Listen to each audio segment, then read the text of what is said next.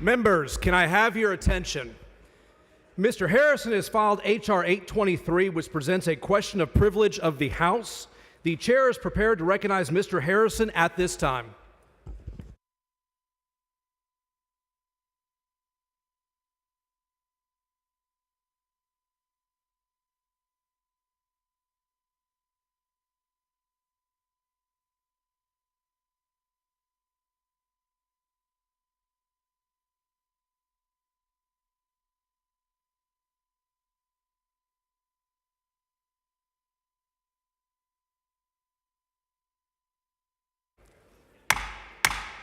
Members, please take your seats. A question of privilege of the House. The chair lays out H.R. 823. The clerk will read the resolution. H.R. 823 by Harrison, removing Speaker Dustin Burrows.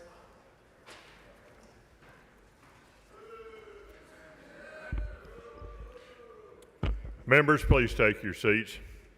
Members, before our debate begins, the chair would make a statement about the decorum expected in the chamber. Removal of the speaker by its very nature involves personalities. Proper consideration of such a resolution requires the House to admit references in debate to the conduct of the speaker in executing his duties. This very narrow exception to the general rule against engaging in personalities allows references to the speaker's conduct when the conduct is the exact question the House is considering. While a wider range of discussion is permitted during the debate on such a resolution, the use of personally abusive language is not allowed. Indecent language that is profane or vulgar is also out of order. On the question to be considered by the House momentarily, members must confine the remarks to the merits of the question of whether or not the speaker should be removed from office. Members may not make remarks that constitute personalities with respect to other members whose conduct is not subject to the resolution. The chair expects members will cooperate in maintaining a level of decorum that preserves the dignity of the Texas House and its proceedings. As always, the gallery will abstain from expression of approval or disapproval of today's proceedings. And finally, under Rule 5, Section 38, a member speaking on the resolution may not be interrupted by another member for any purpose at all. All points of order must be submitted in writing to the chair. The chair recognizes Mr. Harrison to explain the resolution, and Mr. Harrison has a 20-minute time limit. Do not worry. Thank you, Mr. Speaker. Members, do not worry. I will not take 20 minutes. This will be brief. I actually think this is a very simple resolution that, quite frankly, many could argue is long overdue. Over 60% of our session is already in the rearview mirror. We were elected to serve the voters of the state of Texas. We were not elected to serve the special interests and the donors that control this building. We have not passed one single legislative priority that the voters who elected the vast majority of this body sent us to do. I don't even think we've voted on a single one of those priorities. And so I could go down the list, but I don't think I have to, the list of reasons that our speaker has disqualified himself and forfeited any moral authority to continue serving as the presiding officer of this body.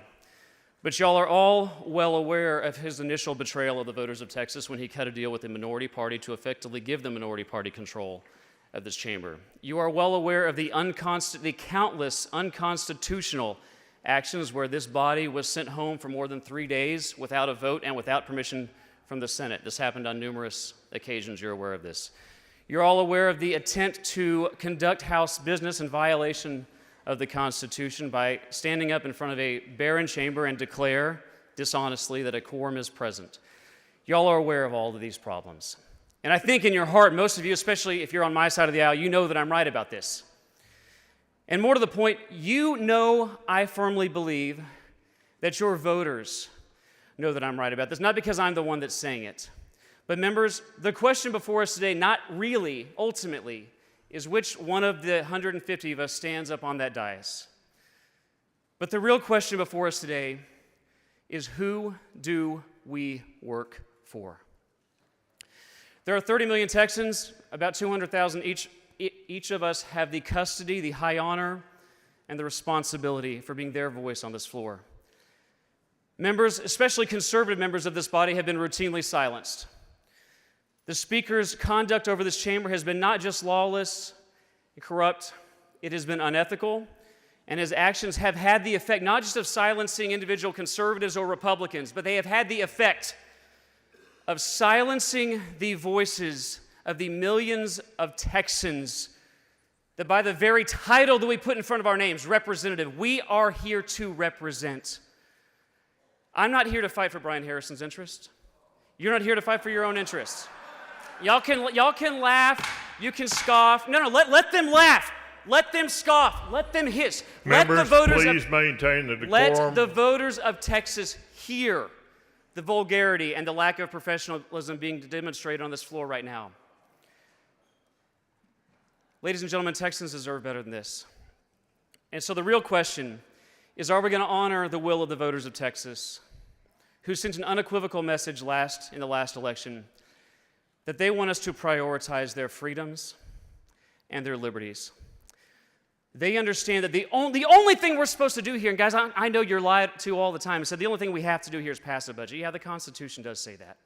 But even before the Constitution, we have to get back to God's law or natural law or whatever you want to reference it, and always conduct ourselves with the number one thing in mind that is actually the role of government. Ladies and gentlemen, the number one role of government, as our founders understood, and they had the foresight to codify into our founding documents, that the number one role of government is not to give us our freedoms and our liberties, but it is to protect our freedoms and our liberties that are inalienable and that they knew are bestowed upon us by our Creator.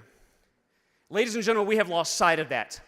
The Texas government has lost sight of that for far too many years. We have a well-deserved, for a lot of our history, reputation for leading the nation and the world in freedom and in individual liberty.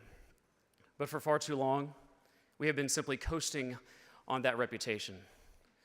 So the choice in this motion, which I have made, to remove a speaker who has betrayed the voters of Texas, who has pushed an agenda not in the furtherance of liberty and freedom and prosperity and the principles that made our country great, of free markets, of private property rights, of low taxes and low regulations. No. Instead, he has chosen to take this body in a hard left direction where we are growing government, we are increasing spending, and yes, that will increase taxes, and we are doing this at a time when perhaps more Texans than ever are being taxed out of their homes. Are you proud of the previous 60% of session? I'm saying this seriously. Are you proud of the legislation that this body has or has not passed? Are we proud of spending time suspending the rules on Beyonce resolutions and Pakistan Day and Zoroastrianism? Are you proud of that? My voters aren't, and let me tell you the honest truth, ladies and gentlemen, your voters aren't either. They want us to come here and they want us to shrink government. They want us to cut spending. They want to take power away from the unelected bureaucrats that are regulating our economy into the dirt. They want us to cut their taxes, but they understand we can't cut their taxes until we cut government. And not one bill that this speaker has prioritized cuts government in any way, shape, or form. And if we do not change trajectory right now, with what little time we have left, ladies and gentlemen, when we gavel out, 30 million Texans will be less free than when we gavelled in. That's objectively true. So, ladies and gentlemen, I ask you not to lock arms with me, because I'm well aware, your jeers and your hisses make it really clear, I'm well aware that I am in an overwhelming minority in this body. But let me assure you, I am speaking on behalf of tens of millions of Texans who have had it and are sick and tired of the failed promises that have been coming out of the Austin swamp for years. So I would respectfully and I would humbly ask that you support the resolution to remove a leader of this body who has prioritized liberalism so that we can finally get a leader in this chamber that reflects the people of Texas and the liberty-loving, hardworking, and taxed Texans who are counting on us. We have precious little time left to improve their lives, not because government improves lives, but because government can improve their lives only insofar as we can get government out of their way. Lower the burden of government, lower spending, lower the bureaucracy, cut taxes. So the vote before you is very, very simple. If you vote for this amendment, you are telling millions of Texans you vote for them. Because this is a choice, very simply, between the Austin Swamp, or this is a moment to stand up and say that I will choose unpopularity in the swamp, but I will fight for the liberty of the next generation of Texans. I will vote to put the desires and the needs of the Texans that we serve and the voters who sent us here, and I will today stand up and vote for we the people.